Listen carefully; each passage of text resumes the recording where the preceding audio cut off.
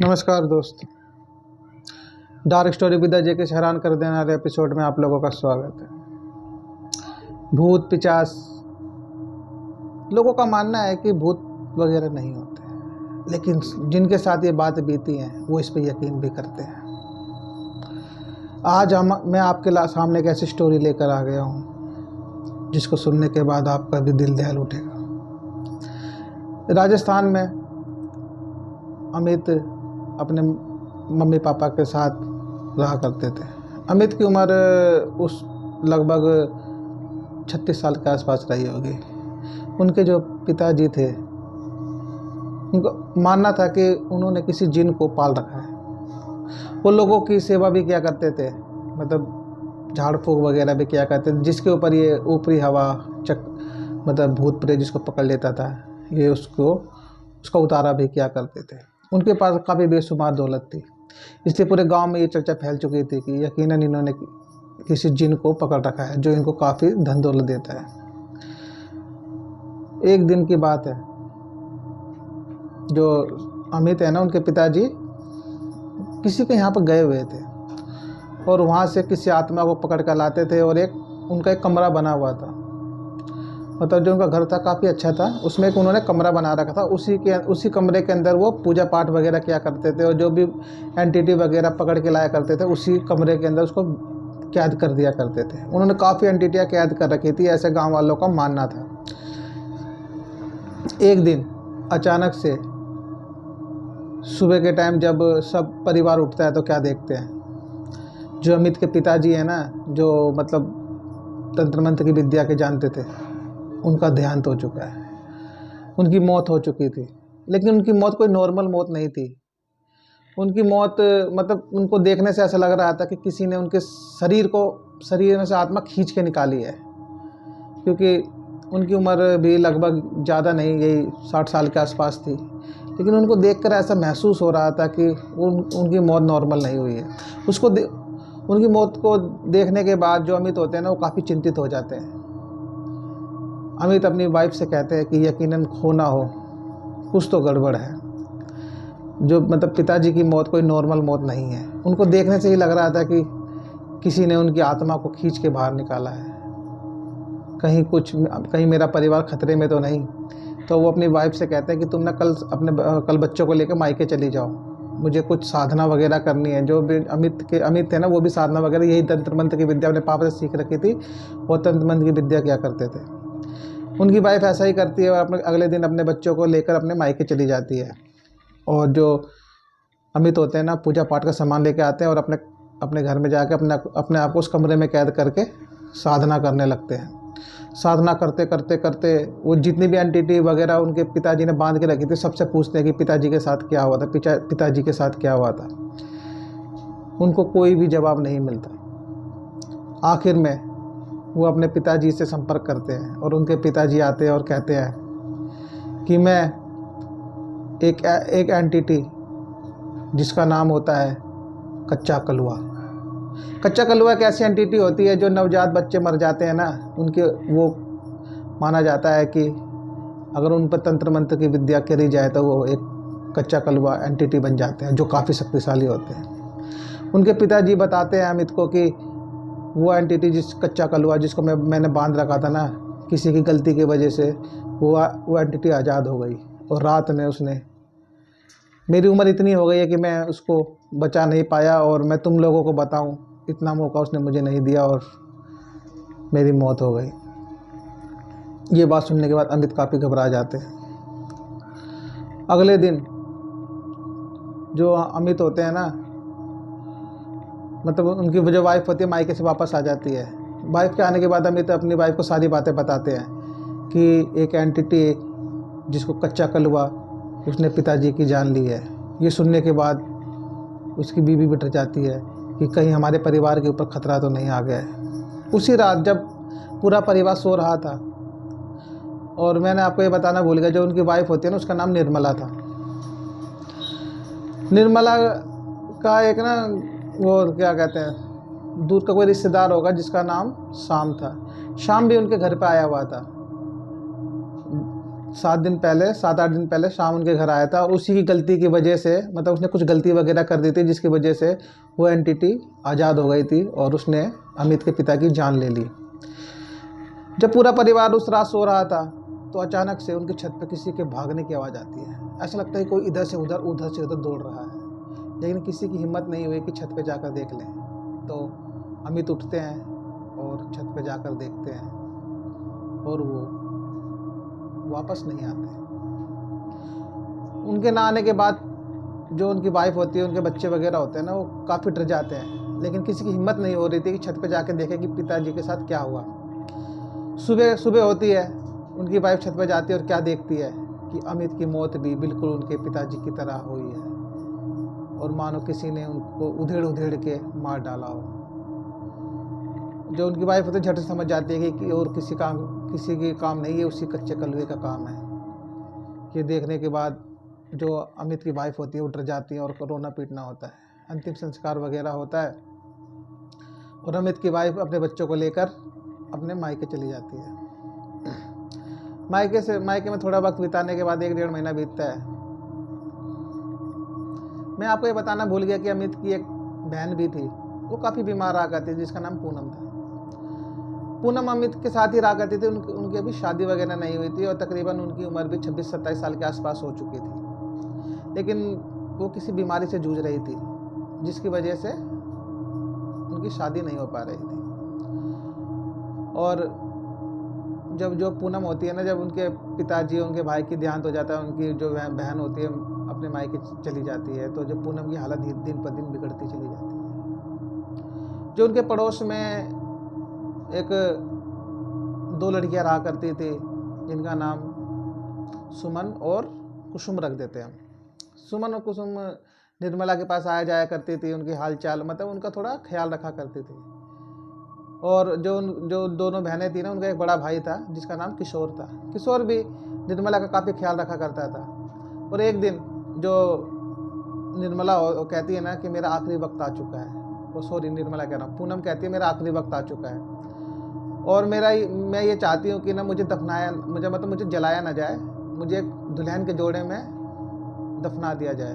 जो किशोर मतलब उनका तो कोई बचा नहीं था, तो किशोर उनकी बात मान लेते हैं और 2 दिन बाद ही पूनम का देहांत हो जाता है और पूनम को जलाया नहीं जाता, मतलब उनको दफना दिया जाता है।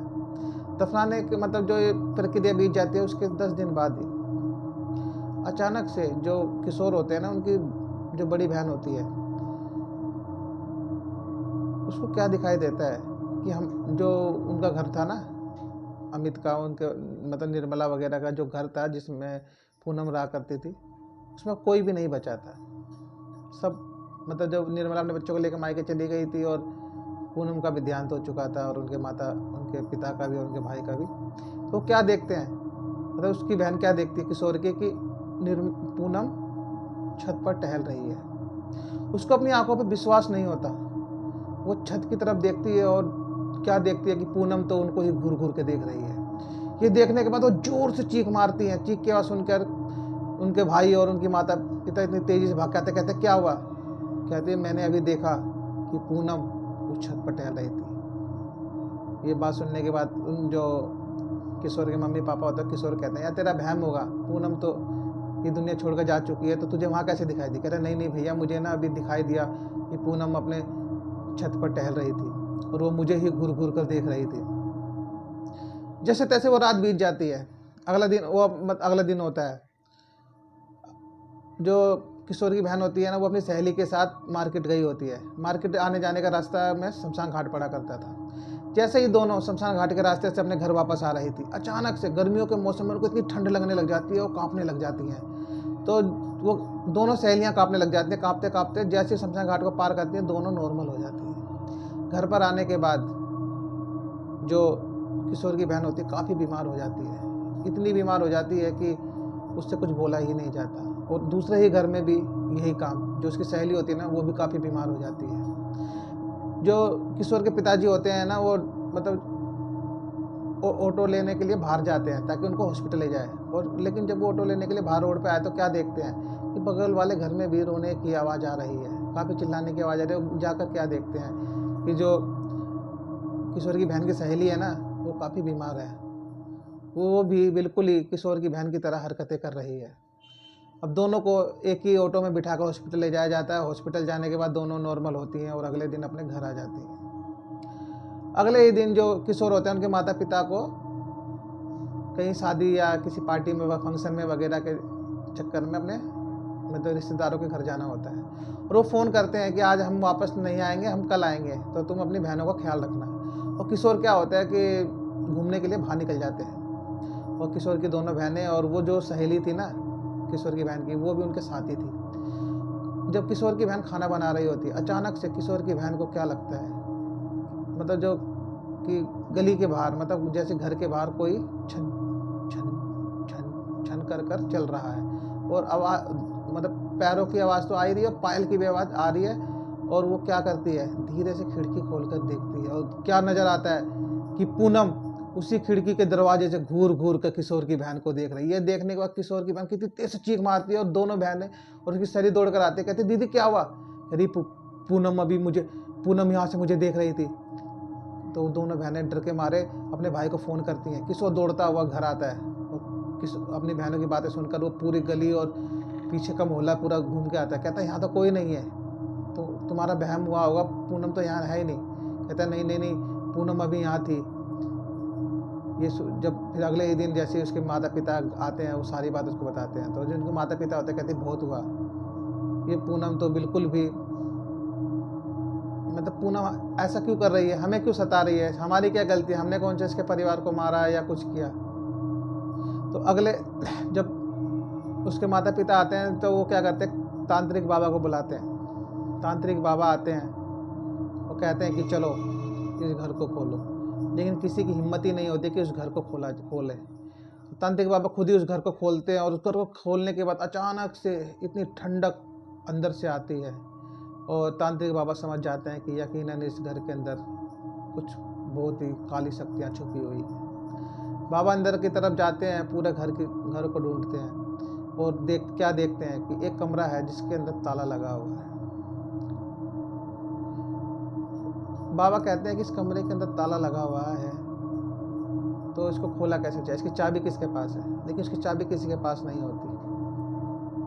बाबा क्या करते हैं, उस ताले को तुड़वा देते हैं। उस ताले को तुड़वाने के बाद बाबा, किसी की हिम्मत नहीं हो रही थी उस कमरे के अंदर जा सके, क्योंकि सबको पता था कि ये एक तांत्रिक का घर है और वो अपनी यहाँ जो आत्माएं मतलब दूसरों से उतार कर लाता था उसको यहाँ बांधता था। तो किसी की हिम्मत नहीं। तांत्रिक बाबा अंदर जाते हैं और अंदर जाने के बाद तांत्रिक बाबा बाहर आते हैं और कहते हैं कि इस घर के अंदर तो अनेकों आत्माएं हैं, जब तक हम इनको आज़ाद नहीं करेंगे तब तक ये आत्माएं तुम्हें और तुम्हारी बेटी को सताती रहेगी। क्योंकि जो पूनम का घर था ना, वो किशोर के घर से बिल्कुल चिपका हुआ था, थोड़ा सा ही फर्क था, मतलब अगल बगल ही घर था, इसी वजह से वो आत्मा उन्हें परेशान कर रही थी। बाबा कहते हैं कि कल हम यहाँ यज्ञ करेंगे और सारी आत्माओं को मुक्त करेंगे और मुक्त करने के बाद सब कुछ ठीक हो जाएगा। और ऐसा ही होता है। अगला दिन आता है, बाबा रात के 9 साढ़े 9 बजे के करीब यज्ञ करने बैठ जाते हैं। वो यज्ञ उसी कमरे में होता है। किसी की हिम्मत नहीं थी कि उस कमरे में जा सके, बाबा अकेले ही जाते हैं, सारा यज्ञ करते हैं। यज्ञ करने के बाद बाबा सारी एंटिटियों को छोड़ देते हैं, लेकिन बाबा कहते हैं कि यहाँ एक बहुत ही बड़ी शक्ति है जो इतनी पावरफुल हो चुकी है कि उसको इतनी आसानी से नहीं भेजा जा सकता। तो गांव वाले जो होते हैं ना, वो कहते हैं बाबा ऐसी कौन सी शक्ति है जो आपके आगे भी इतनी शक्तिशाली है। बाबा कहते हैं कि इस घर के अंदर एक कच्चे कलवे की एंटिटी है जो वक्त के साथ इतनी शक्तिशाली हो चुकी है कि मैं भी उस पर पार नहीं पा रहा। इस एंटिटी को काबू में करने के लिए मुझे कल फिर यह करना होगा। ऐसा ही होता है। मतलब वो रात मतलब बाबा जिस रात कहते हैं ना, उसका उसी रात 2 बजे के करीब किशोर की बहन को क्या नज़र आता है कि एक छोटा सा बच्चा, यही 2-3 साल का होगा, अचानक से किशोर की बहन के पास आता है और उसका गला दबाने लग जाता है। किशोर की बहन चिल्लाने की कोशिश करती है लेकिन चिल्ला नहीं पाती और थोड़ी देर के बाद उसके अचानक से चीख निकलती है। उसकी चीख सुनने के बाद किशोर और उसके मम्मी पापा भाग के आते हैं। कहते क्या हुआ? तो वो बताने लग जाती है कि एक छोटा सा बच्चा जिसकी उम्र यही 2-3 साल के आसपास रही होगी, अचानक से मेरे पास आया और मेरा गला दबाने लग गया। ये सुनने के बाद उसके मम्मी पापा झट से समझ गए कि ये कोई आम बच्चा नहीं, ये ज़रूर वही कच्चा कलुआ होगा जिसकी बात तांत्रिक बाबा बता रहे थे। तो वो अब उस रात जैसे तैसे वो जाग के गुजारते हैं और अगले दिन बाबा आते हैं और तंत्र मंत्र की विद्या से उस कच्चे कलुए को भी अपने काबू में कर लेते हैं। आज इस कहानी को तकरीबन 25 साल हो चुके हैं। ये कहानी हमें किसी और ने ही लिख भेजी थी और वो बताते हैं कि इस दहशत की वजह से हमारा पूरा इसकी वजह से हमारा पूरा गांव दहशत में था, लेकिन इस तांत्रिक बाबा की वजह से सब कुछ ठीक हो गया। आज हमारा गांव बिल्कुल अच्छा है। आपको ये कहानी कैसे लगी हमें कमेंट बॉक्स में ज़रूर बताना और हमारे चैनल को सब्सक्राइब कर देना। मिलते हैं अगली स्टोरी में। कितने मिनट की बेटा?